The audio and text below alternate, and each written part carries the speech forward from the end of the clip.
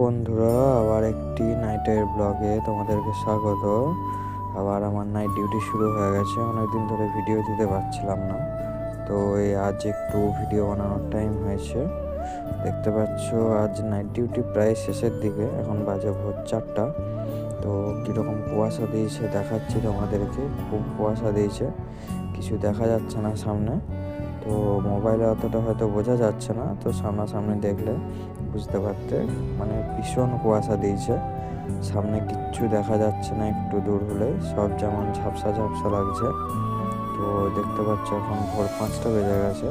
তো এই কেমন কুয়াশা দিয়েছে চারিদিকটা। আর এখন আমি যাচ্ছি গোডাউনের ভিতর।